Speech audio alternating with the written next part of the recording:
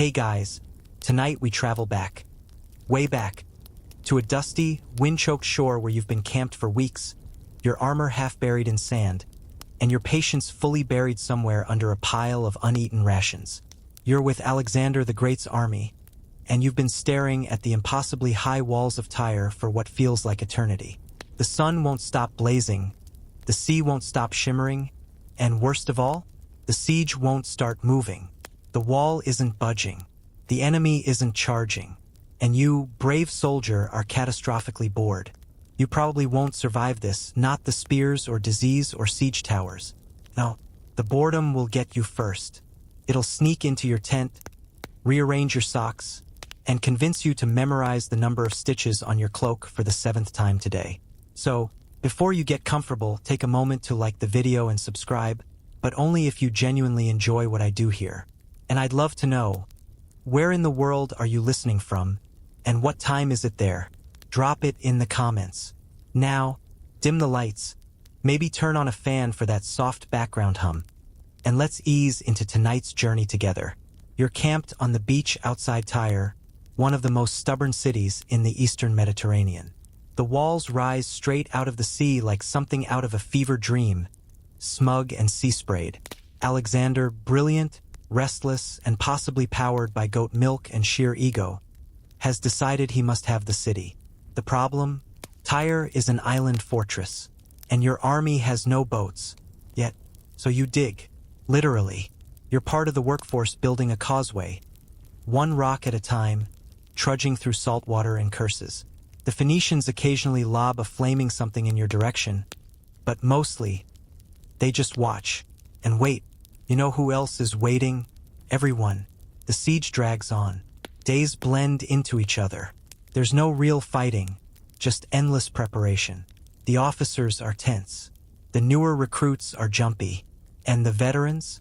They're already bored out of their skulls. You find yourself doing strange things to fill time. You rearrange your campfire stones into the shape of your hometown. You start naming the lice in your tunic. You spend an entire morning debating whether Alexander's horse, Bucephalus, understands sarcasm. Historians still argue whether Alexander anticipated this kind of psychological strain, or just hoped that charisma would carry the mood. Some say he deliberately encouraged certain distractions to keep the troops sharp. Others think he was too busy planning siege towers and whispering sweet nothings to cartographers to notice the rising tide of tent-bound madness. You hear it before you see it. The distant rhythm of someone drumming on a cooking pot, the low hum of a sing-along that doesn't quite hold a tune. One guy's been singing the same verse of a Thessalian war chant for 3 days. He only knows the first verse. No one stops him. To ease the mental fog, your unit captain encourages morale rounds. These involve visiting other tents and telling outrageously fake stories about home. Last night, a man from Thebes claimed his mother wrestled a bear. No one questioned it. Meanwhile, some clever fellow starts charging a single copper coin to read out the latest siege rumors. You pay him, twice. He tells you Alexander has a secret tunnel under the sea. He also says Alexander can talk to dolphins. You suspect at least one of those is true. By now, you've lost track of the days.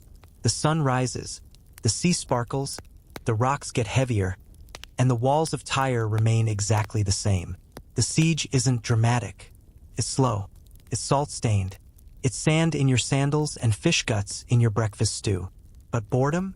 Boredom becomes the real battle. You hear murmurs that some soldiers are faking injuries to get reassigned to supply runs, just for the change of scenery. One guy faked gout by stomping on his own toes until they swelled up. He now limps with dramatic flair and insists it's heroic swelling. In the evenings, there are debates, very heated, extremely pointless debates. Which was the best Macedonian cheese? Why do cats always stare at you like they know your sins? Could you dig under the Tyrian walls with a spoon if you really, really believed? And yet, there's something bonding about this shared tedium. You swap stories, real and imagined.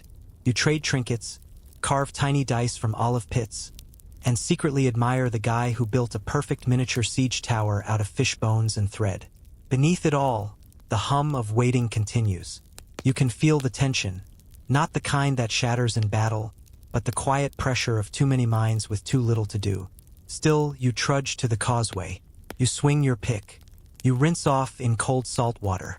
You eat lentils that taste like disappointment. And you dream of doing anything else, until you realize even your dreams are repetitive now. Tyre looms in the distance, unmoved. But you've become a creature of siege time. Your days are measured in sarcastic sighs, ghost stories, and the number of times you hear someone say, "Any day now. The sun is up again," which means nothing new is happening. You wipe your face with a frayed linen scrap and realize it still smells like smoked fish from 3 breakfasts ago. You chew your morning rations like someone who's deeply betrayed by barley, and you listen because that's what everyone does now. You listen for anything. A change in orders, a call to arms, a collapse in the wall. Instead, you hear whispering. Gossip spreads faster in camp than fire through dry reeds. You stroll past tents and overhear half-sentences. Said the engineer saw a crack, or Alexander's got a new astrologer, says the stars are feeling optimistic. That one makes you snort. Of course the stars are feeling optimistic, they don't have to build siege towers. Today's big rumor? Someone saw Alexander weeping at the shore. Depending on who tells it, it's either because he misses his mother or because he saw a dolphin wink at him. Historians still argue whether Alexander genuinely encouraged this camp-wide whisper network to keep morale up or if his entire army just naturally gravitated toward light drama. Either way, the grapevine gossip is vintage. The best source for news is a Thracian named Bykos who insists he once dated a Tyrian noblewoman. She had sea-colored eyes, a voice like a harp, and apparently a pet falcon that only ate figs soaked in wine. None of this is verifiable. All of it is repeated. Bykos has become the siege's accidental bard. He swears he spotted her on the walls, looking down at him, her hair fluttering like a banner. You squint. All you see is stone. Still, Bykos' stories provide a certain comfort. They're better than the brutal reality of days slipping into sameness. You ask him once how much of it is true. He grins, shows a single golden tooth, and says, "Doesn't matter, friend. Makes your lentils taste better, doesn't it?" Some stories veer darker. There's a whispered tale about a cursed stone in the causeway that sinks deeper every night. Another rumor claims the Tyrians have a sea monster guarding the harbor. A great serpent with bronze scales and a personal grudge against Macedonian oarsmen. You pretend not to believe it, but you don't exactly go swimming either. And then there's the talk about Alexander himself. Apparently, he's begun consulting dreams. That is, your dreams. Yes, you, the weary soldier. The word is, certain commanders are asking troops what they've dreamt about, as if tucked into your half-crushed straw mat is a vision of how to breach Tyre's defenses. You tell them you dreamed of roast duck and socks that never wore out. They nod solemnly, as if this might reveal a hidden strategy. It doesn't, but it gets the tent talking. Dream interpretation becomes the new sport. One man insists a dream about a leaky barrel means there's a leak in Tyre's wall defenses. Another claims a vision of a flying fish foretells a new naval assault. You just think it means you've eaten too many pickled onions. Still, this shared culture of half-sincere superstition offers something like entertainment. It also gives the officers something to report. Morale remains high. Prophetic dreams continue. Every so often, you hear someone start an argument over who Alexander talks to most. Is it Hephaestion, his closest companion? Or maybe that new Egyptian architect with the crooked nose and mysterious accent? The jealousy is palpable. Some swear Alexander makes decisions based on the pattern of seagull droppings. Others say he just likes long walks and sulking handsomely. One evening, you gather around a smoky campfire with your squad. 4 men and a woman with arms like tent poles, and the topic turns, once again, to Alexander's hair. Does it curl naturally? Does he oil it? How does he stay so clean when the rest of you smell like damp goat? These are the important questions now. Someone suggests he must bathe in fermented olive oil and hummingbird tears. You all nod in reverence. It's as good a theory as any. In the quiet that follows, one of the younger lads shares a tale he heard from a veteran of the Persian campaign. Apparently, during a lull in a previous siege, Alexander once disguised himself and walked through the camp, eavesdropping on what soldiers said about him. The implication: he's probably listening right now. You pause mid-sip of diluted wine and glance around. A man with a similar jawline is leaning on a barrel. Could be him. Probably not. But you straighten your posture anyway. It becomes a game. Every time someone especially ridiculous walks by, too clean, too tall, too curious, you whisper, "It's him. That's Alexander." In disguise. It's never true, but it keeps the tension lively. Soon, someone starts composing songs. Not battle hymns, mind you. Songs about how much they miss normal chairs, or about a particularly memorable batch of spoiled olives. You hum along, out of tune but in perfect time with the rhythm of tedium. Still, even in the stillness, there are small joys. A shipment of wine arrives, possibly from Rhodes, possibly from a retired pirate who owes Alexander a favor.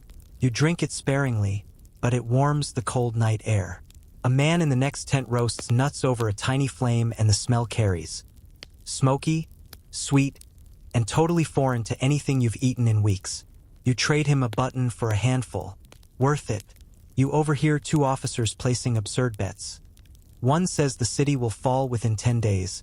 The other wagers on a full moon curse delaying everything. The prize? Pair of unpunched sandals. There's comfort in the chatter, even if it's made of nonsense. Passes the time. It reminds you that you're human. And at the edge of it all, Tyre still stands. Its walls glimmer with the same smug defiance. But inside the camp, the real battle continues, keeping minds sharp, spirits high, and gossip juicier than goat stew. You're sitting in the dust again. The same dust, in fact, you sat in yesterday. But today, something's different. Someone's carved a square into the ground. For lines, crudely drawn with a stick, marked with little pebbles and shards of bone. You recognize the layout. It's an ancient board game from home, or close enough to pass the time. And suddenly, you're not just sitting, you're playing. This is how the pebble games begin. It starts casually. Two soldiers marking a battlefield on the earth, pushing bits of broken pottery around like generals. Then others join. Soon, there are small, solemn clusters around tiny dirt arenas, and a lot of very serious squinting. You don't know all the rules, but you catch on. Something between chess, tag, and telling your opponent that his uncle's horse is inferior. Turns out you're good at this. You win your first match when your opponent gets distracted by a passing fly and mistakenly advances his king pebble into a trap. The crowd of 3 cheers. You bow dramatically. Someone offers you a roasted fig as a prize. Life suddenly has purpose again. What began as idle doodling grows fast. Soon, people are betting scraps of cloth, extra bread crusts, and even back massages. That last one was a risky bet. The loser regretted it deeply after discovering the winner had very strong elbows. Some historians still argue whether Alexander officially endorsed these games or simply didn't care enough to stop them. What's certain is that they became oddly organized. You now have a bracket. Yes, a bracket. A soldier named Timon has taken it upon himself to track wins and losses, scratching names onto a flat piece of driftwood. Timon also insists on themed game nights, Thracian Rules Tuesday, Left Hand Day, and the controversial blindfold round, which ended in 2 sprained fingers and a stolen fig. The games evolve. Some mimic war, siege games, naval blockades, horse raids. Others go abstract, chariot pyramid, and the King's Bad Hair Day. That last one involves moving 6 pebbles through a maze of imaginary barber complaints. You don't know who invented that one. Possibly the same person who later writes a ballad about it. Your favorite might be Pebble Oracle. It's less a game and more a way to pretend the pebbles can predict the next weather change, the end of the siege, or whether that scratch on your leg is infected or just dramatic. Spoiler, it's dramatic. One quirky fact surfaces during this craze. A Syrian engineer in the camp claims that the original rules of this pebble game date back to the court of King Sargon II. He insists it was used to train princes in strategic patience. You believe him mostly because he says it in 5 different languages and wears very convincing spectacles. Some players take it very seriously. A man named Heron wears a lucky red scarf every match and mutters to his pebbles in a secret tongue. He's won 6 matches in a row. People now avoid walking past his tent, just in case the luck is contagious or worse, cursed. Meanwhile, you make a rival. Her name is Leontia. She's missing 2 front teeth, has a laugh like thunder, and has never lost a single game. You face off 3 times. She wins 3 times. You start practicing in secret, crafting tiny pebbles with perfectly weighted centers. Well, you think that matters. It definitely makes you feel strategic. The games become ritual. Every evening, once the heat fades and the camp smells less like boiled fish and more like tired socks, the pebble boards come out. Laughter rises. Cheers echo. For a while, tire doesn't matter. The war doesn't matter. Just the satisfying click of a well-played move and the hopeful rattle of pebbles in your palm. One evening, something wild happens. An officer joins in. You recognize him from the command tent. Neatly trimmed beard, walk like he owns the dust beneath him. He sits cross-legged beside a junior soldier and asks, quite politely, "May I play?" Everyone freezes. Someone coughs. Then the soldier shrugs and hands him a pebble. They play. The officer loses. The crowd erupts in muffled giggles. The officer nods solemnly and then, unbelievably, bows to his opponent. Word spreads like wildfire. By morning, everyone's convinced Alexander himself will show up next. He doesn't. But a man who might be his cousin watches 2 matches and claps a little too enthusiastically. That night, your unit holds a mini-tournament. You lose in the 2nd round, but you're proud. You only cursed twice and didn't throw a single pebble. Meanwhile, Leontia wins again. She declares herself Queen of Stones and makes a crown out of twine and roasted chestnut shells. She wears it with dignity. You both know it suits her. There's something soothing in the routine now.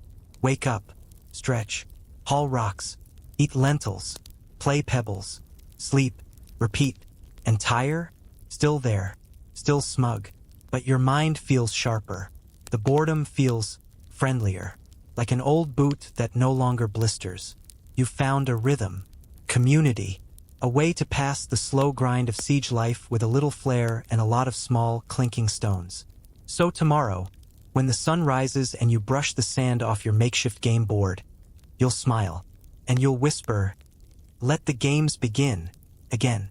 You wake to the unmistakable sound of someone reciting bad poetry outside your tent. Not angry yelling, not military drill, not the usual snoring duet from your bunkmates, but actual honest-to-Zeus poetry. You peek outside and catch the sight. A lean soldier wearing half a tunic, gesturing wildly with one hand and holding a scroll in the other. Eyes closed like he's performing at a palace, not a siege. You groan. Someone has gotten into the scrolls again. Welcome to the strangest and most unexpected development of this endless siege. The Campaign Reading Club. No one saw it coming. Not even the quartermaster, who had originally packed the scrolls as a gift from a Syrian nobleman hoping to impress Alexander. But then someone actually read one, and another, and now, somehow, your camp has a full-blown book-sharing economy, complete with whispered reviews, favorite passages, and, in some cases, very heated debates about whether Homer meant that metaphor literally or figuratively. Historians still debate whether Alexander truly encouraged this literary streak or just got lucky with one particularly persuasive librarian. Either way, the scrolls circulate like contraband, folded under cloaks, slipped between bowls of figs, and stashed behind crates of javelin heads. You get your hands on one by accident. It's a copy of some obscure travelogue from a man named Athenodorus, who apparently spent 3 years describing the wind patterns of every port between Athens and Cyrene. You read 5 pages before realizing your eyes are crossing. But weirdly, it helps you sleep. The scrolls have become coveted. They're not just stories, they're escape. You see it in the eyes of soldiers hunched over lines of fading ink, mouths moving silently, tracing each word like it's the only thing anchoring them to sanity. The most popular scroll is something everyone just calls the Goat of Lydia. No one's entirely sure what it's about. Some say it's an allegory. Some say it's a romance. Others insist it's satire. You try it. It might be about farming, or seduction, or goat philosophy. Either way, it's weirdly compelling. You trade your last decent wine ration for another scroll, a tattered copy of Herodotus' Histories. You don't understand half of it, but the stories of Egyptian crocodiles and Persian rituals make the days feel less repetitive. You start narrating passages to your tent mates at night, using increasingly dramatic voices. Someone throws a sandal at you. You take that as applause. Then comes the scroll lottery. See, the officers have finally noticed everyone sneaking off to read, and instead of banning it, they formalize it. Once a week, you gather in the central mess area for what is now known as reading roster. A scroll is passed around. If your name gets pulled from the olive pit jar, you get it for a night. You win once. The scroll is written entirely in Old Phoenician. You stare at it anyway just to feel important. One soldier, Olynthus, takes things a step further. He begins writing his own stories. He performs them nightly with dramatic pauses, whispered foreshadowing, and at least 2 characters that suspiciously resemble his commanding officer, but with funnier names. Catches on. Others try their hand at writing. A woman named Petra starts a serialized story about a lovesick centaur named Gregor who becomes a baker. The plot is terrible. The pacing? Worse. But no one dares miss a single chapter. You hang on to every word like it's military intelligence. One night, Alexander himself passes through camp and hears a group laughing hysterically near the mess tent. He pauses, listens, then walks away without comment. The next day, a crate of new scrolls arrives. There's a rumor that they're from the Royal Library in Alexandria, although, let's be honest, Alexandria hasn't been founded yet. So it's probably just a smart-sounding name for whatever we could find in a dusty warehouse in Sidon. Still, you don't complain. One of the scrolls is an illustrated bestiary with mythical creatures and deeply inaccurate drawings. You spend an entire afternoon debating whether the creature labeled Mountain Ox is just a badly drawn pig. There's also the matter of scroll ownership etiquette. You quickly learn that folding corners, licking fingers while turning pages, or Zeus forbid, annotating in the margins will earn you a reputation worse than stealing another soldier's sandals. One guy is exiled to the supply tent for committing multiple scroll crimes. He has not been forgiven. Eventually, a particularly ambitious scribe proposes forming a scroll society. You attend the first meeting out of curiosity. There are 9 people. 2 bring snacks. Someone passes around a scroll written in riddles. You understand none of it but pretend to, nodding sagely as if you've just grasped the meaning of life. And still, the walls of Tyre don't move. But inside the camp, words are flowing. Stories are being born. You've even started jotting your own notes. Funny phrases, dream fragments, maybe even a poem or 2.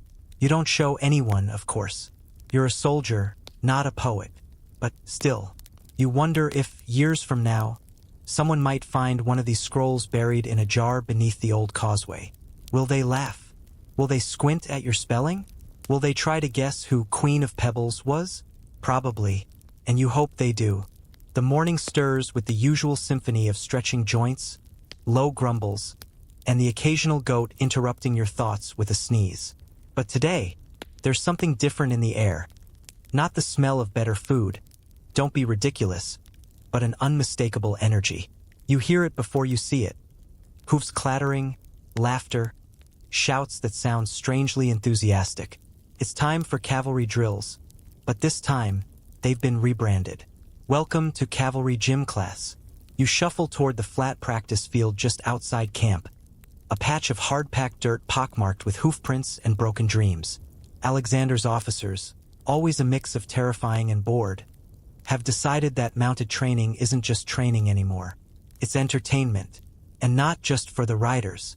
You grab a seat on an overturned shield next to 3 other spectators munching old lentil chips. Today's event? Mounted spear darts. The objective: hurl a javelin at a row of wooden gourds while galloping past at full speed. The result: a mix of mild injuries, deeply offended gourds, and 2 horses who simply refuse to participate. Historians still debate whether these drills were truly strategic or just a glorified version of playground games. Alexander may have claimed it built discipline and agility, or more likely he just liked showing off. And show off he does. There he is, hair glinting in the sun like it was designed to glint, Bucephalus prancing like a drama queen. joining the exercises with the ease of someone who has never once been told no. He rides past you, straight-backed, spinning a short spear between his fingers like he's auditioning for a myth. He nails the center of a gourd. The crowd erupts into sleepy cheers. You clap too, mostly because it's safer that way. Then it's your turn. You are, quite famously, not a horse person. Your steed today is a squat, irritable beast named Pollicles who smells vaguely of vinegar and has a habit of turning left for no reason. You climb aboard with all the grace of a rolled-up tent. The whistle blows. You nudge Pollicles. He trots. You aim. You throw. You miss the gourd and hit a tree. Somehow, someone claps anyway. The drills continue. Relay races with spears, tug-of-war on horseback, which ends in a pileup and a very traumatized cart, and a synchronized riding routine to impress a visiting diplomat who looks like he'd rather be anywhere else. But the best event by far is the mock cavalry duel. Two riders face off with padded staves. The rules are simple. Don't fall off, don't break your opponent's nose, and try not to injure the horses. They're unionized now, apparently. You watch a duel between a noble from Pella and a cook named Damos who has never ridden a horse before but compensates with sheer volume. Damos screams every time he charges, swings wildly, and somehow wins. He is crowned with a headband made from discarded sash fabric. He now insists everyone call him Lord Damos of the Mud. Your own duel ends swiftly and with dignity. You lose in 3 seconds, but the bruises form a pattern that, with some imagination, resembles Alexander's profile, so you call it a moral victory. What starts as drills becomes ritual. Every third morning, units gather for some form of cavalry mischief. Sometimes it's target runs. Other times it's obstacle days, where you must guide your horse through an absurd obstacle course that includes logs, puddles, laundry lines, and a randomly placed goose. That goose now has a reputation. No one speaks its name. One rider creates a move called the Thracian Twirl, which involves spinning the spear above your head before releasing it. It has a 12% success rate and a 100% applause rate. Meanwhile, someone keeps score. Not officially, but you notice a list scratched into the back of a wooden shield hanging outside the stables. Names, numbers, drawings of small goblets. Winners receive bragging rights and sometimes, on good days, a second helping of olives. You also hear whispers, because of course there are whispers, that Alexander watches these games very carefully. That he's looking for hidden talent.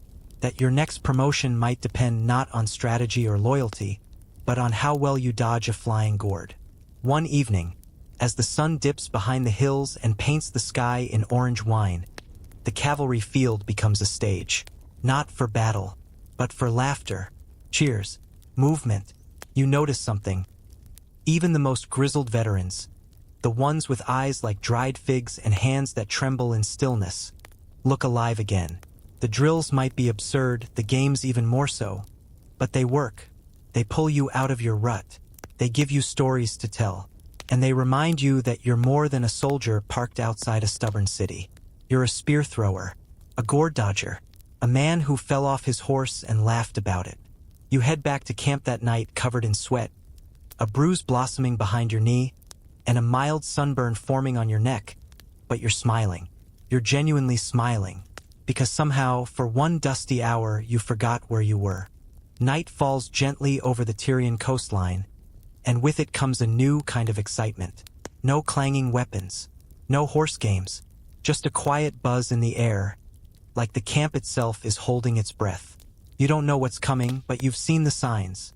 Torches arranged in a crescent, an unusually large gathering near the southern mess tent, and most suspicious of all, someone cleaned the harp.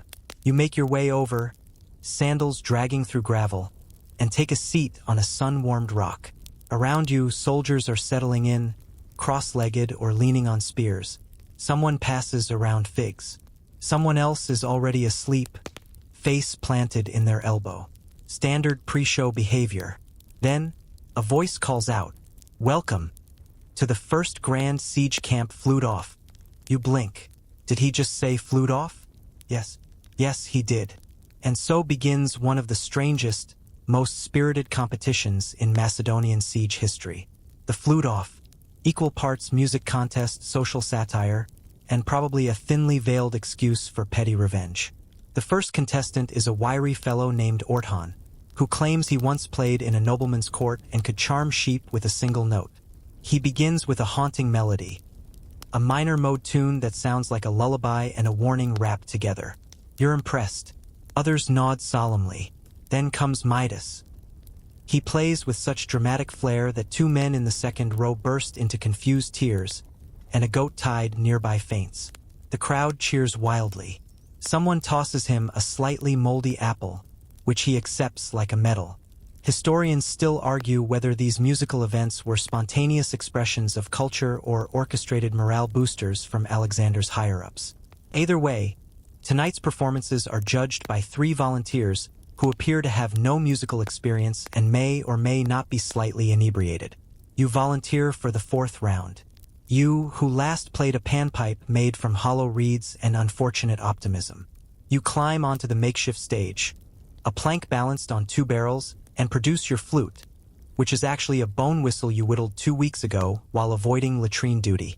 You play. It sounds like a duck with social anxiety. You pause. The crowd loves it. Turns out you've unintentionally pioneered a new genre. Anti-music, someone calls it. Philosophical dissonance, says another. One man claps so hard his hand cramps. You take a dramatic bow and nearly fall off the barrel. And now the flute-off begins to spiral. What was supposed to be a gentle contest of skill turns into a festival of chaos. Someone plays 2 flutes at once. Someone else enters with a lyre and gets booed for genre cheating. A group of Thracians brings a full percussion section made of wooden spoons, helmets, and a suspiciously squeaky tortoise shell. You sit beside a new friend, Perron, who leans over and whispers, 10 silver coins say someone tries to sing next.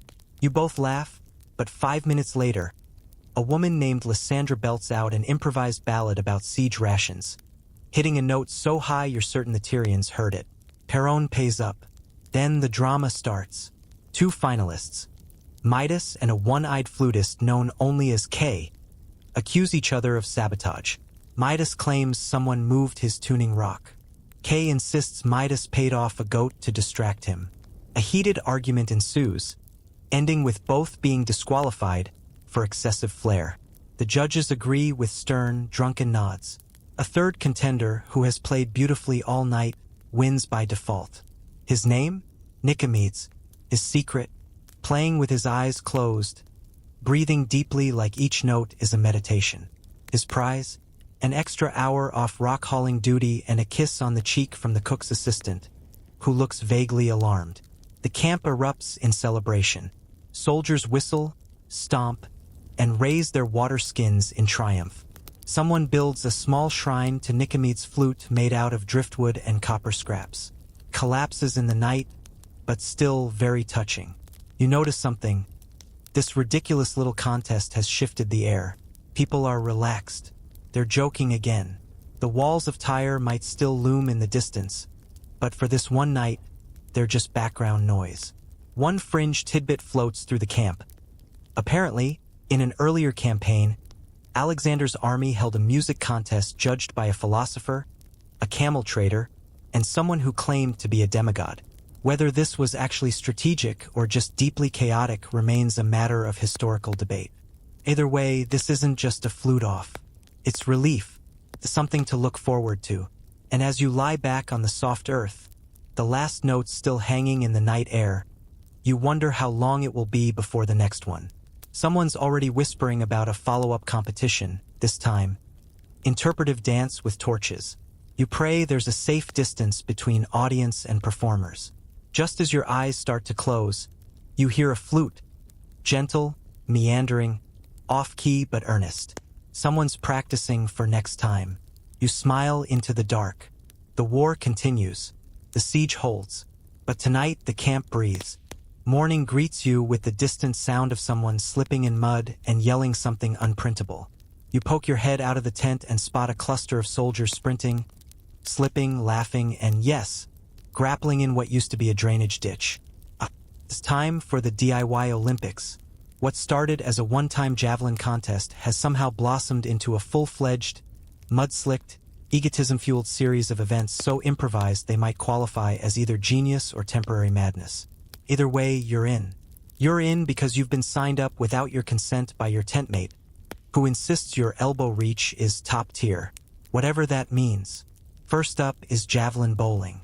Someone sets up 7 amphorae filled with sand. The goal? Knock down as many as you can from 20 paces. The twist? You have to do it while balancing on a slightly damp, very unstable wooden beam. You take your turn, wobble like a drunk flamingo, throw, and hit nothing. But the crowd cheers, because your fall was spectacularly undignified. Someone gives it a style score of 9.3. Your bruised pride limps away, but your spirits rise, because next comes mud sprint relay. Imagine this. 4-person teams racing full tilt through a narrow trench lined with the kind of sticky brown muck that clings to your soul. You're third in the relay. By the time you grab the baton, a very confused wooden spoon, you've already been splattered in 5 places. You run, you slip, you swear, quietly, and you manage not to faceplant. Your team loses by a spoon length, but your hair now contains its own ecological system. Historians still argue whether events like these were allowed under Alexander's command or simply tolerated with a royal eye roll. Some sources suggest his officers organized athletic games to maintain peak physical readiness. Others believe it was less about readiness and more about making sure soldiers didn't stab each other out of sheer boredom. Then there's the wrestling circle. Unlike formal matches, these are impromptu, shirtless, and feature exactly 3 rules. No biting. No dragging into the cookfire. No crying unless it's funny. You watch as 2 enormous men square off. One has a tattoo of a fish on his chest. The other wears what appears to be a decorative cabbage leaf in his hair. The match is epic. Grappling, grunting, and a dramatic tumble into a barrel of rainwater. A clear winner? Unclear. The crowd? Delighted. A side event breaks out. Rock hefting. The largest boulder near the edge of camp, dubbed Alexander's Pebble, becomes the centerpiece. Whoever lifts it the highest without screaming wins a loaf of honey bread and permanent bragging rights. You attempt it. You lift. You scream. You are disqualified with a pat on the back and a consolation raisin. Meanwhile, a wild success story emerges. A lean, wiry man named Theo, who looks like he hasn't slept in weeks, proceeds to win 3 events in a row. He attributes his success to daily vinegar shots and unresolved romantic tension. He becomes a legend before sundown. A fringe tidbit passes through the crowd. Apparently, during the siege of Halicarnassus, similar competitions were held, and one winner was granted a golden earring by Alexander himself. That may or may not have happened. It may or may not have been a wooden earring painted gold. Either way, expectations rise. One officer takes the games way too seriously. He builds a tiny podium out of firewood and insists on holding formal medal ceremonies. Medals? Leaves strung on bits of old twine. You watch as the 3rd-place winner of fastest tent assembly proudly dons his laurel of lettuce. Then comes the tunic toss. Think discus. But instead of a disc, it's a tightly folded military tunic. The goal is distance and style. You watch a woman named Syra hurl hers so hard it unravels midair and briefly forms what looks like a giant, flying bird. She wins instantly. A bard tries to write a song about it. He fails, but earns a soft-boiled egg for the attempt. You're pulled into the final event, balance duel. You and your opponent each stand on an empty water barrel with a padded stick. The goal is to knock the other off without falling yourself. It lasts 4 seconds. You go down with a noise not unlike a squashed turnip. The barrel rolls into someone's tent. You both get disqualified and immediately high-five. As the sun lowers, casting long shadows across the increasingly trampled field, the awards ceremony begins. Someone plays a pipe. Another person sings the first 3 lines of a victory song, forgets the rest, and improvises an ending involving goats. The top winners are crowned, literally, with grass wreaths and kissed on both cheeks by the Scroll Society's treasurer. One participant sobs with joy.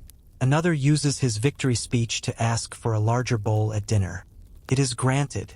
You collapse onto a blanket, limbs aching, laughter still in your throat. You feel sore, filthy, sun-kissed, and strangely proud. Because today wasn't about war or walls or waiting.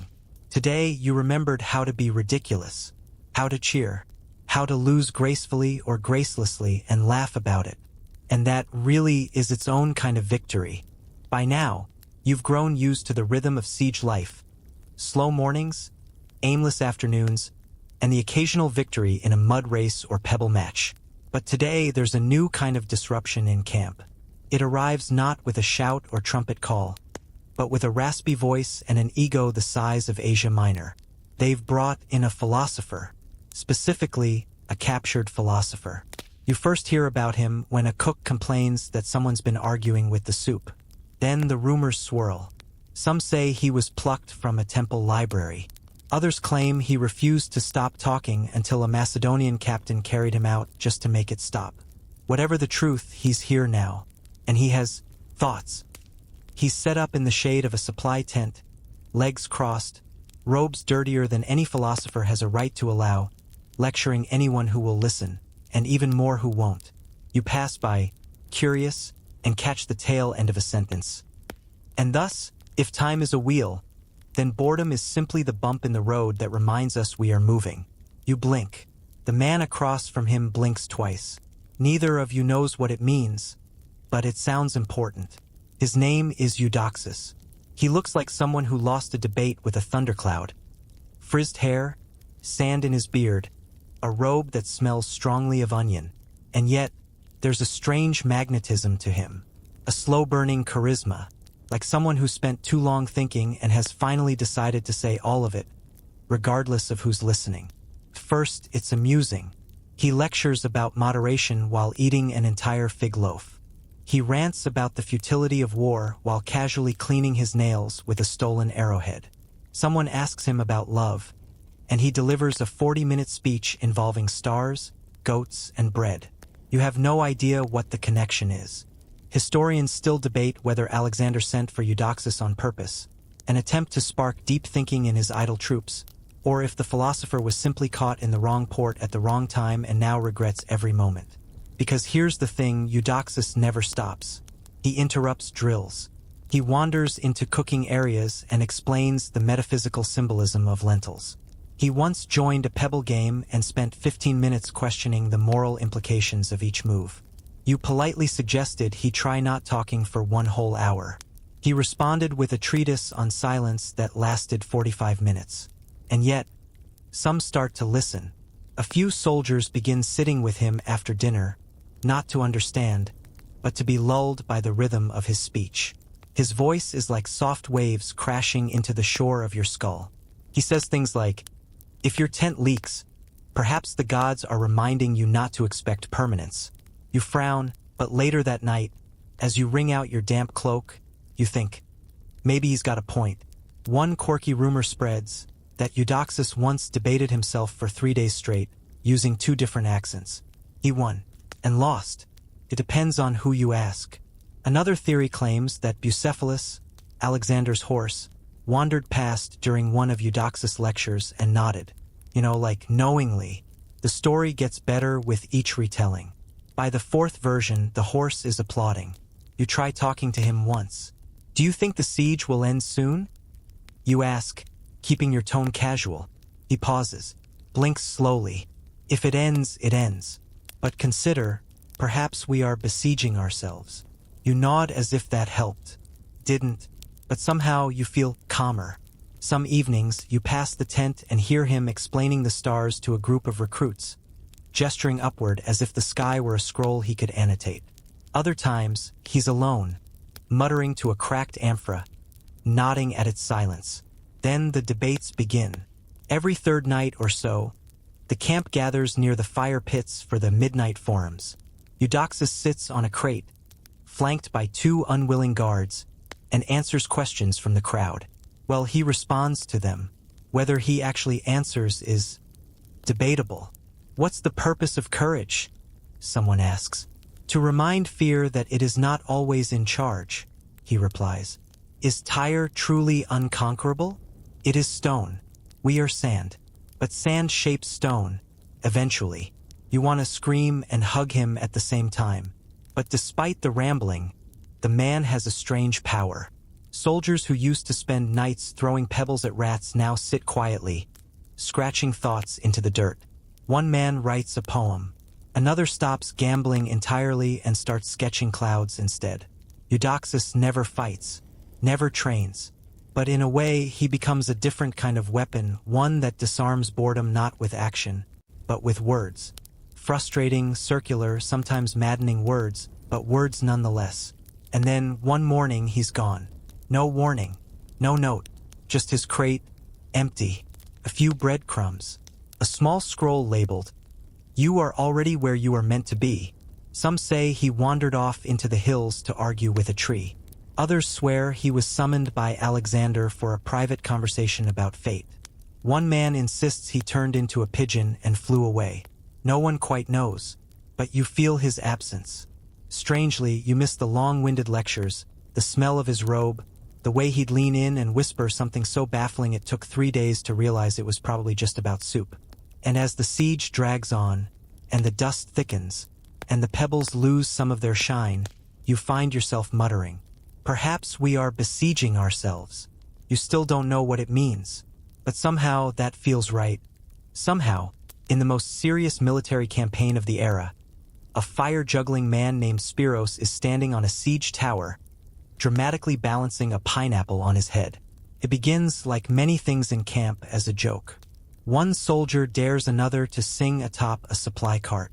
That soldier dares a third to juggle figs while wearing 2 left sandals.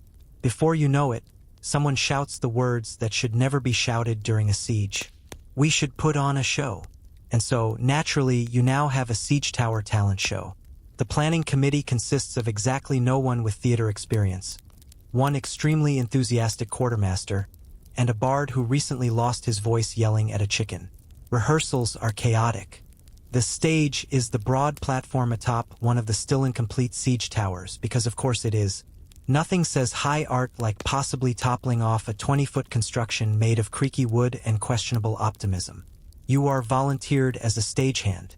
Your job? Make sure no one trips on the ropes or knocks over the torch buckets.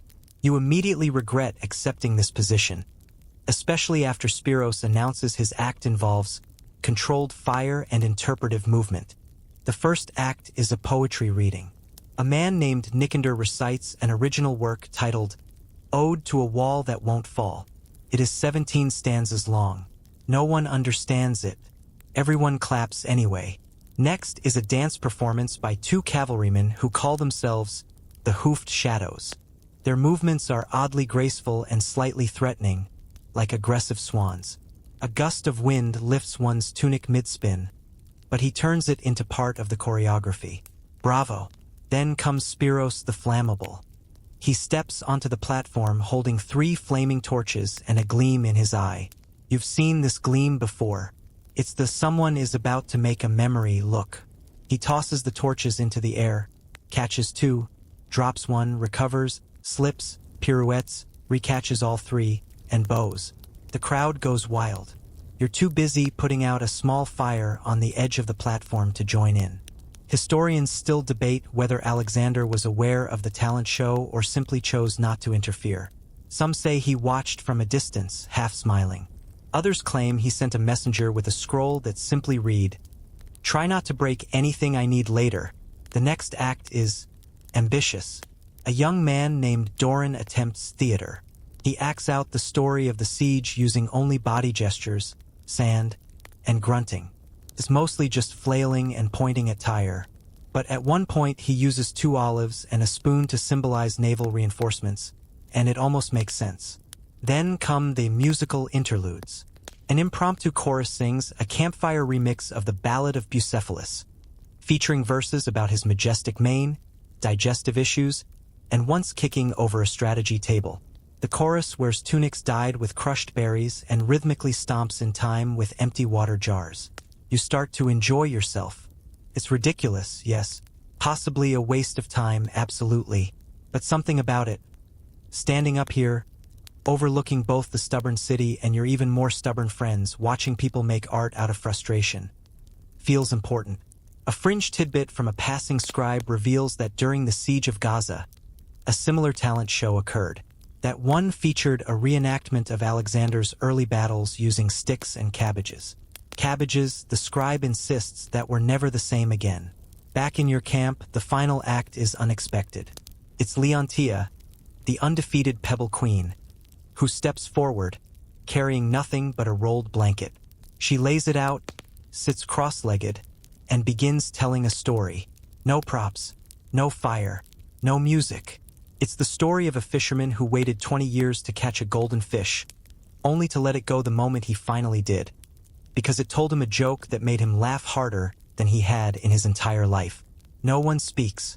When she finishes, the applause is quiet, gentle, like everyone's afraid to break the spell. And then, as if on cue, one of the siege towers creaks dramatically. A piece of canvas flaps loose. A torch sputters. Someone sneezes. The moment is over, but you feel warmer somehow. As you climb down from the tower, muscles sore, lungs full of laughter, you realize you'll remember this night far longer than any strategic briefing. You pass the time not with drills or debates, but with absurdity, with joy, with flaming fruit and off-key choruses and quiet little stories whispered to the wind. A few acts are already being mythologized. Someone insists that Spiros didn't drop that torch. It flew out of his hand to honor Apollo. Another claims Doran's grunting mime communicated the secret of the Tyrian weak spot. A third says Alexander will officially promote anyone who writes a sequel to The Ballad of Bucephalus. As you drift off to sleep, you imagine tomorrow's announcement. Siege Towers got talent. Round 2. You'd better start practicing. Word spreads through the camp like wildfire on a goat cart. Alexander threw a party, and you weren't invited. At first, it's just a rumor, shared in whispers by torchlight, the kind of thing that gets tossed around alongside predictions of when the siege will end or whether olives count as a complete meal. But then someone claims they saw it. A barge drifting just beyond the causeway, draped in silks, torches glowing, music wafting across the waves like a teasing lullaby. Alexander's secret party boat. You snort. It sounds ridiculous. A floating feast? During a siege? With what supplies? And what guests? And where exactly is someone storing a functioning boat? And yet, you wake one morning to see someone dragging seaweed out of their boots and muttering about roasted quail. Another swears she saw Hephaestion wearing a cloak made of something that shimmered like woven moonlight. A third swears he was there, until someone points out he's colorblind and couldn't have possibly described the plum-colored lanterns that everyone's now very sure existed. The story grows. Wine from Rhodes, figs soaked in honey, musicians playing lyres carved from Tyrian cedar. Alexander himself, reclining on silk cushions, toasting the gods, possibly wrestling a dolphin. No one agrees on the details. Everyone agrees on the vibe: elite, exclusive, and very not for you. It drives the camp mildly insane. You and your fellow soldiers begin categorizing people into definitely invited, probably invited, and definitely not cool enough. A new game spreads like wildfire. Spot the invitee. Was that soldier's hair too clean? Did that officer just use perfumed oil? Was that a bite mark on someone's ear or just clumsy shaving? Historians still argue whether the party boat ever existed. Some think it was an intentional morale strategy, seed a myth of indulgence to distract from the monotony of siege life. Others believe it was real, but only for Alexander's inner circle. A floating reward for those keeping the war machinery running smoothly. You begin to notice subtle changes in behavior. Officers start dressing neater. Certain soldiers practice their posture while hauling sandbags. One man starts practicing bowing, just in case. You spend an entire lunch arguing over which direction one should face when offering a toast to the sea. And then the poems begin. Oh yes, poems. Anonymous verses appear on tent flaps and supply crates. Things like, "On silken decks the noble feast, while we eat lentils twice at least." Or, "If moonlight floats and wine is poured, then where, O Alexander, is my or?" You suspect the Scroll Society. They deny everything suspiciously while wearing new cloaks. One evening, you catch a glimpse of a small rowboat being dragged into the water. It's crudely decorated, but ambitious. 3 soldiers climb aboard, carrying a jug of vinegar, 2 loaves of flatbread, and a pan flute. They row exactly 20 feet before a current spins them in a slow circle. They declare it a rehearsal cruise and paddle back. Meanwhile, actual work continues. Causeways are hauled, towers are tested, and walls are eyed with the usual mixture of frustration and awe. But something about the idea of that secret party boat makes the labor feel worse. Like you're missing out on something more than rest. You start crafting your own plan. You and your tent mate, Eris, begin fashioning party disguises. He dons a stolen officer's sash. You borrow earrings from the camp's unofficial stylist, a man named Theo who also provides what he calls emergency charisma lessons. He insists you walk like a sea breeze, confident but mysterious. Your plan is simple. If the boat appears again, you'll accidentally row close enough to be mistaken for guests. It does not work. Your raft, which is really just a door tied to 2 amphorae, sinks immediately. You return drenched, smelling of brine, and lose your right to nickname anyone for a week. Still, you gain something, a shared myth, a joke, a complaint, a collective dream. Because whether or not the boat ever existed doesn't really matter anymore. The idea of it is enough to keep spirits afloat.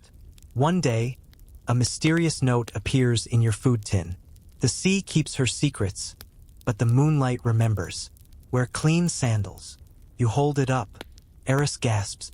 Theo faints, artistically. You don't end up going anywhere. The boat doesn't return.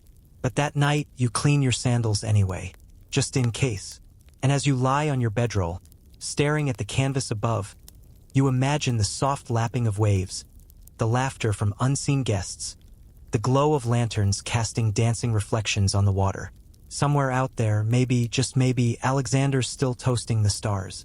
And next time, you're totally bringing your own, or you're halfway through your morning lentils. Today's batch has a surprising number of twigs. When someone runs by shouting, "They're fighting again!" you sigh, "Not a real fight. Not yet."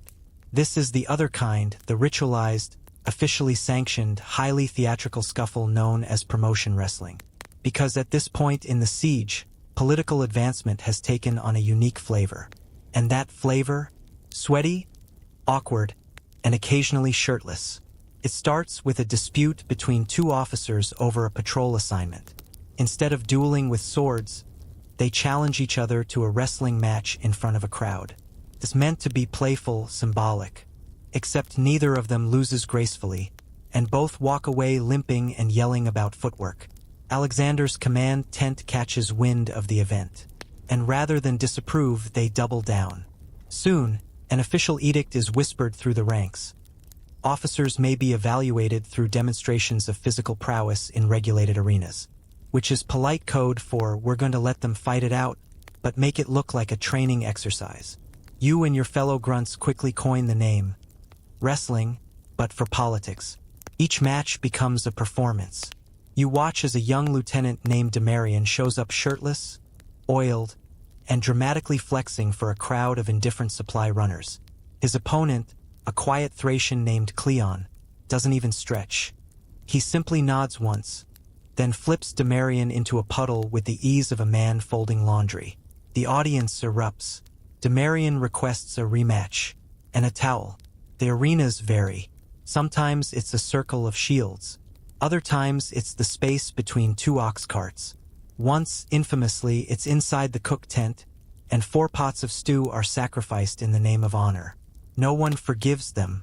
Historians still argue whether these matches were an actual merit-based system or just a chaotic workaround for slow promotion bureaucracy. Some say Alexander encouraged it to keep officers humble. Others say he just found it funny. You're assigned to help judge one such match. The rules are unclear, the crowd is rowdy, and the competitors spend more time debating whose sandals have more authority than actually grappling. You give the win to the one who didn't make a pun about strategy. You are loudly booed and then offered 3 figs to change your ruling. You accept the figs but keep your judgment. Integrity. Then comes the bribery. It starts subtle. A cup of honey wine here, a new belt there. But soon, the supporters of each combatant are bringing banners, snacks, and impromptu chants. One officer is seen handing out boiled sweets before his match, and afterward, half the audience declares him the people's commander. He still loses the match, but earns a weird sort of local fame. People start asking him to bless their sandals. Eris, your increasingly competitive tentmate, gets involved. He enters the junior bracket with the confident swagger of a man who once won a mud sprint and thinks that translates directly to wrestling. You act as his coach, which mostly means rubbing sand on his hands and yelling "circle him" a lot. He lasts exactly 48 seconds before tripping over a spectator's shield and declaring that the ground attacked first. There are whispers of an underground league, where off-duty soldiers arrange private matches for higher-stakes promotions or choice assignments. Whether it's real or just drunken fantasy remains unclear. But one night you do see a group gathered around two men wrestling under moonlight, lit only by a single flickering torch. Feels secretive, sacred, or maybe just cold. The entire concept of advancement has become more physical than political. Want to lead a unit? Better know how to roll someone into a barrel. Want a better tent location? Show off your grip strength. But not everyone plays fair. You hear of one officer sneaking oil onto his opponent's legs to make him harder to grab. Another wears padded sandals to absorb impact. And one man simply brought his cousin from another unit to fight in his place. He was immediately booed out of the ring and pelted with lentils. Still, every so often you witness something beautiful. Two wrestlers circle each other in silence. No yelling, no flair, just strategy, respect, and balance. They lock, shift, spin, and one is pinned gently without injury or insult. The winner helps the other up. The crowd claps, and for a moment it feels like the games have purpose. Even Alexander seems amused. One morning, his scribe publicly commends a young officer who advanced after a clean victory. He calls it a display of initiative in times of stagnation. Everyone else calls it flipping Maros like a pancake. You begin to understand the appeal. In a war with too much waiting, too many plans on hold, there's something satisfying about seeing things resolved, clearly, physically, in the dirt. One person wins. One loses. No speeches. No guessing. You start training in secret. Nothing serious. Just stretching, testing your balance, trying to remember if your knee still bends that way. You wrestle a tree stump once. It wins. But maybe, just maybe, you'll enter the ring someday. Not for rank. Not for glory. Just to remind yourself that, even here, outside an unmoving wall, beneath a stalled banner, you still can move. You still can act. And you still remember how to fight. Even if it ends with you in a puddle. It begins with a sandal. Specifically, a sandal with little green beads stitched along the strap. Unusual, flashy, and, in some circles, offensive. Not offensive in a "you've dishonored your ancestors" way, but more of a "we agreed no flare during sieges" kind of thing. First, it's just one soldier, a quiet man named Elian. He's good with a spear and terrible at conversation. One day, he shows up wearing his decorated sandal and doesn't say a word about it. But oh, people notice. You notice, because in a sea of mud-stained, flat-footed, purely functional footwear, Elian's beaded sandal is a shout in a library. Not even a big shout, just a small, fabulous cough. Someone calls them siege slippers. Someone else calls him brave. Another whispers, "I think it's tasteful." And just like that, the sandal fashion wars begin. The next morning, two more soldiers appear with dyed leather straps. One in deep red, the other in a color that might be purple or just really dirty blue. A third braids bits of rope into their laces, claiming it's for spiritual balance. Someone adds a feather. Then someone else adds 2 feathers. By the end of the week, a man walks past with entire daisies tucked into the heel loops. Fashion, it seems, is the new battlefield. You're reluctant at first. You're a practical sandal wearer. Straight laces. No drama. But when your tentmate Eris shows up with polished bronze studs glued to his soles and says he now walks like thunder on polished marble, you crack. That afternoon, you thread a single brass ring through your left strap. Clicks when you walk. You tell yourself it's for morale. Historians might laugh at this turn of events, but it's not without precedent. In fact, there's evidence that Persian troops during prolonged encampments would embroider their sashes or etch designs into belt buckles. Tiny rebellions against monotony. What's one sandal embellishment, then, if not a quiet revolt against boredom? Alexander doesn't comment. He's either amused or too busy planning to notice, or just maybe he approves. One soldier swears he saw the king's inner circle wearing matching crimson bindings during a strategy meeting. You try to verify. No one will confirm. But the rumor is enough. Soon things escalate. A self-declared council of sandal taste forms. They're not official. They have no authority. But they carry tiny wooden tablets with sketches and make extremely pointed remarks about symmetry. One poor soul is told his left strap's knot is an affront to harmony. He cries a little. Quietly, the camp divides. Not in anger, but in opinion. There are now clans. Minimalists. Bare leather, single knot, maximum functionality. Artisans. Painted soles, embossed edges, dyed laces. Naturalists. Moss-lined padding, woven reeds, connected to the earth. Maximalists. Bells, shells. One even has a tiny mirror. You find yourself drawn into late-night design conversations. Someone shows off a sandal pouch. Yes, a tiny bag attached to the sandal for storing dried herbs or emergency raisins. Another proudly reveals a painted owl on the heel. To watch his enemies as he walks away. You laugh, but you also ask where he got the paint. Then come the duels. Not violent, of course, but deeply intense. Two soldiers stand before a jury, usually an improvised panel of laundry workers, cooks, and that guy who reads scrolls aloud. Each contestant must present their sandals, explain the design, and walk exactly 5 paces with flair. Judging criteria, confidence, craftsmanship, and emotional resonance. You watch one match where a soldier wins with sandals covered in tiny drawings of the siege towers. He calls them the Walk of Conquest. The crowd weeps. You enter once. Your design, a modest spiral of twine along the straps, a bead from your first pebble match tucked into the toe cap, and a carved inscription that simply reads, "Still here." You lose to someone who lights incense as he walks. Fair enough. But the beauty of it isn't in winning. It's in the crafting, the distraction, the personalization of something that's always been utilitarian. In a world reduced to repetition and waiting, even your feet get a story now. A fringe tidbit emerges. Some believe Alexander once gifted a general a pair of golden sandals after a long campaign. Others say it was just well-polished brass.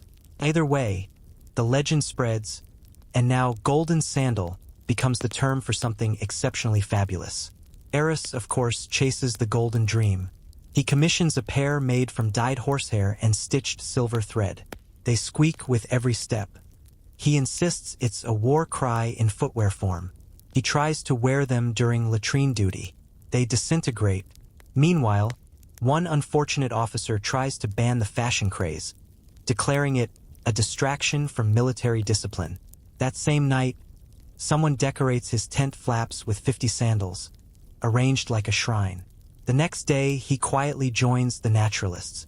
And so, the camp settles into its new aesthetic rhythm. Marching formations may still clomp to war drums, but now they clomp with style. You walk the causeway with sandals that tell a story, even if that story is just, "I had extra thread and some free time." Tyre still stands. The siege still crawls. But at least now, you do it in footwear that makes you feel seen.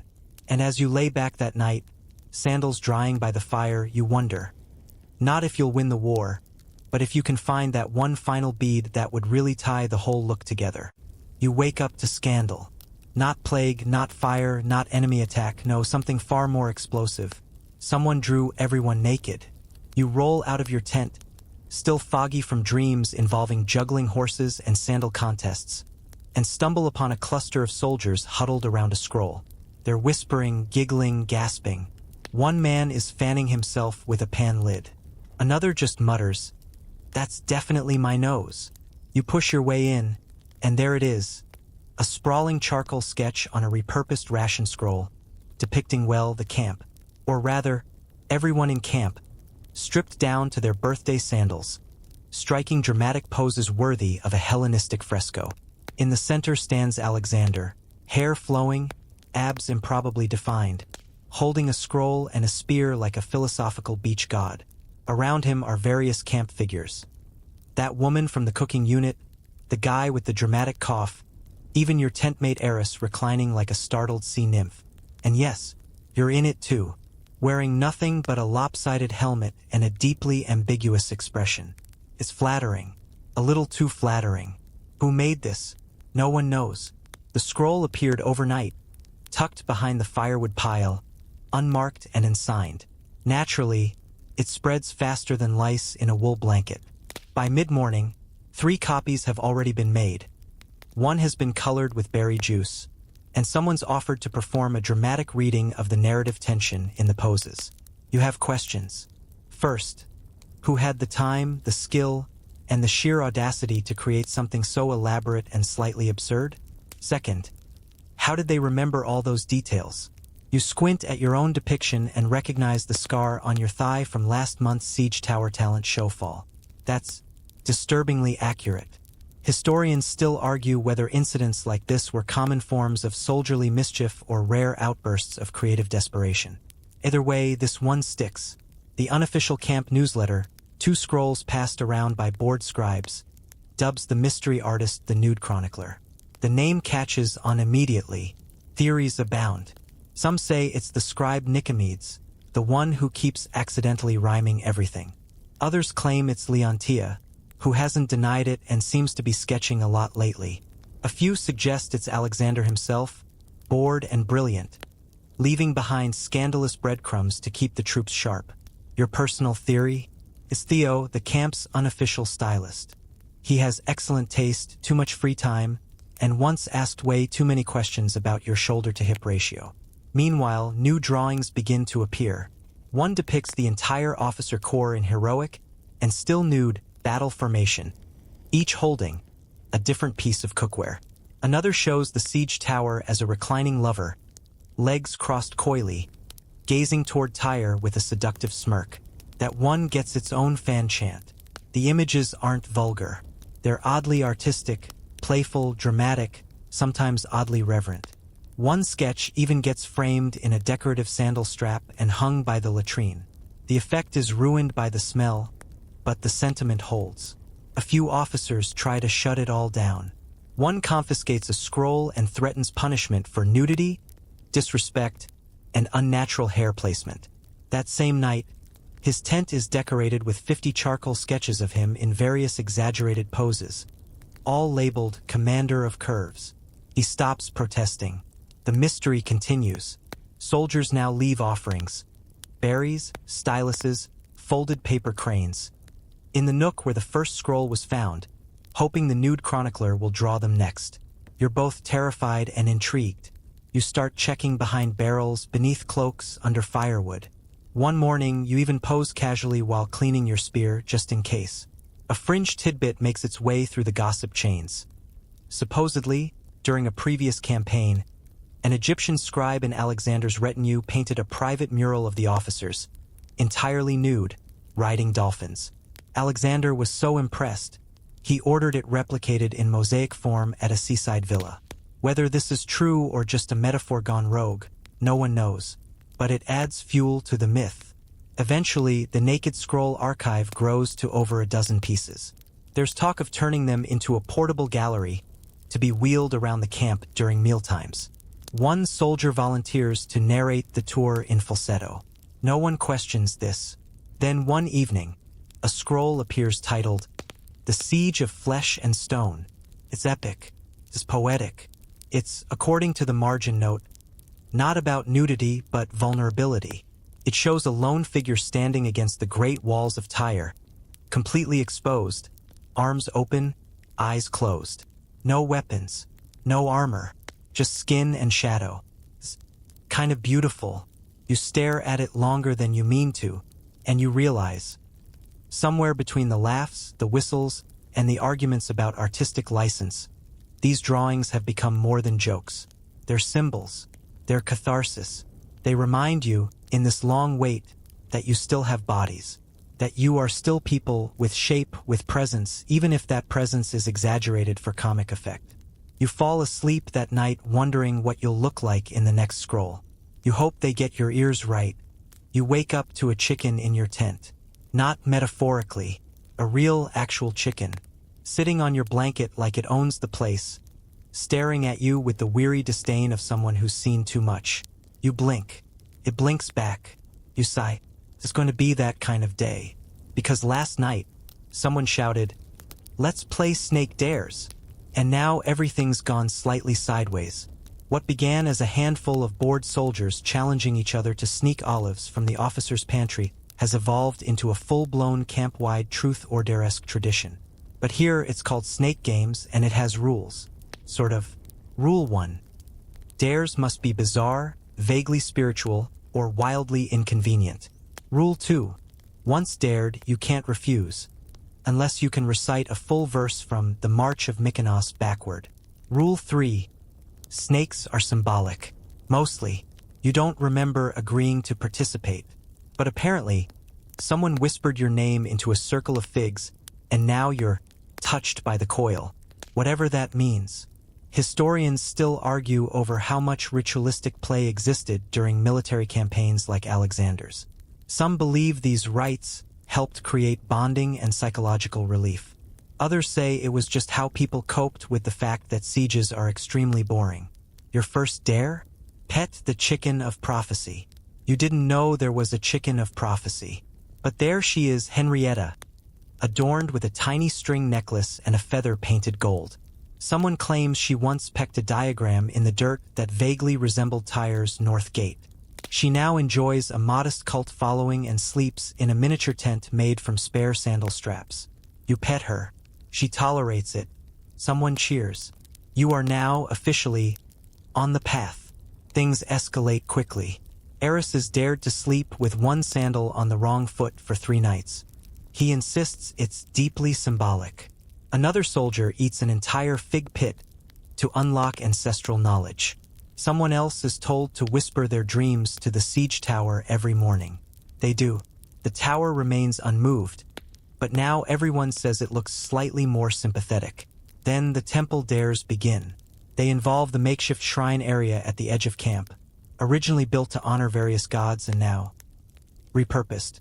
Dares range from sing a hymn backwards while balancing a fishbone to lick the base of the Zeus statue and thank him for his patience.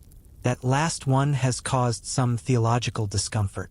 One particularly bold soul, a short man named Piran, is dared to enter the shrine blindfolded and offer incense to whatever object he touches first. He accidentally blesses a sandal someone left behind. That sandal is now considered holy. People come to rub it before games. You are not joking. You're eventually dared to sit in complete silence for 1 hour while making direct eye contact with a mural of Athena drawn on an amphora. You succeed. Barely. She had very judgmental eyes. The dares become more surreal.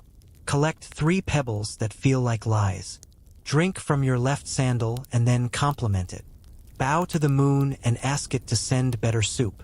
Each challenge is performed with varying degrees of seriousness. Some soldiers recite lines like priests. Others break into laughter halfway through. A few insist it's all ridiculous, and then secretly sneak off to whisper wishes to Henrietta. There's a story going around that someone dared Alexander himself to participate. Supposedly, he accepted. The dare? Tell a secret to the wind. No one knows what he said.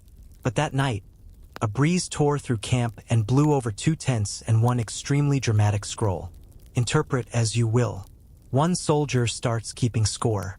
She carries a stick carved with snake patterns and marks each completed dare with a notch. She is now known only as the Keeper. You think her real name is Daphne, but no one says it out loud anymore. Even you get into it. You start offering dares to others. Wear your helmet upside down and greet 5 people seriously. Say good morning to the walls of Tyre and apologize for the delay. Offer your lentils to the ants and explain your decision to them. Sounds absurd.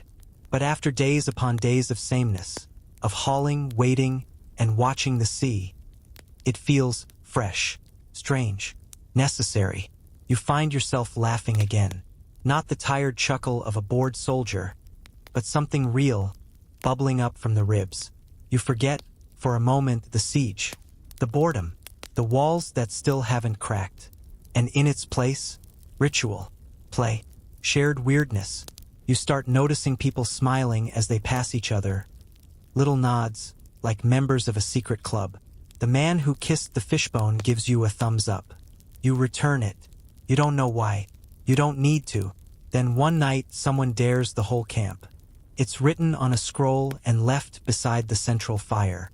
All who walk tonight must hum the same note, long and low, as they pass between tents. Let the air carry our tune to Tyre. And you do. You all do. Dozens of voices, gruff, shy, deep, cracked, humming softly in the dark, like a lullaby carried on dust and smoke. Tyre doesn't respond, but maybe it hears, and that's enough. The day begins like all the others. Dull sky, dusty air, and the low mutter of soldiers debating whether pickled turnip counts as breakfast. You're lacing your, tastefully decorated, sandals when you feel it. The change is not loud. No trumpet, no dramatic cry. Just a ripple. An odd hush that spreads through the camp like someone held their breath too long. You stand. Others do too. Someone drops a ladle. Another stops mid-sentence. Then comes the sound. Crack. Not thunder. Not voices. Stone. You run. Not a sprint, but that careful, trained urgency you've all been practicing for months without even realizing it. Toward the causeway, the towers, the stubborn horizon you've watched grow brick by miserable brick. And there it is. A fracture. Real. Visible. Jagged like a lightning bolt down the outer wall of Tyre. You blink. Others do too. Eris mutters something reverent and drops the olive he was about to eat. The wall has finally cracked. No one speaks. Not yet. The noise alone is enough. A low groan as wood shifts, stone yields, tension releases. Siege towers that have waited longer than some soldiers' entire enlistments creak forward like aging titans finally called to battle. This moment is not a cheer, not a rush. It's something heavier, something slow, like a sigh you didn't know you were holding finally slipping out. Historians often skip this part.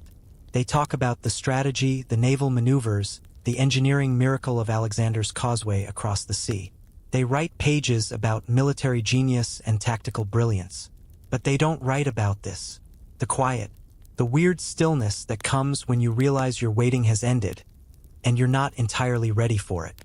Because after all the pebble games, the mud sprints, the scroll recitals, the scented sandal revolutions, it's here. The end of the siege. You expected adrenaline. Instead, you feel something closer to confusion. What do you do now?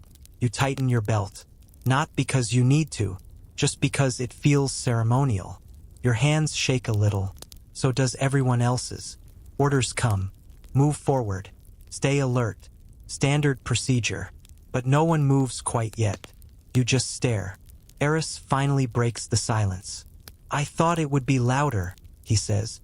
You nod. You did too. Someone nearby whispers, what if they surrender before we even get there? Someone else says, what if the crack's not real? A third voice, quieter still, what if we're not ready? And maybe that's the truth of it. The siege didn't just shape stone. It shaped you, wore down your edges, polished your boredom into ritual, carved friendships out of fig pits and ridiculous dares. The wall was never the only thing under siege. It was your time, your minds, your sense of self between commands.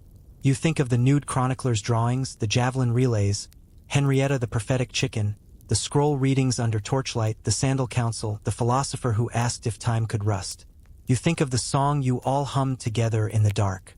And now, that time is cracking too. The siege isn't over yet, not really. There's still stone to climb, defenses to breach, orders to carry out.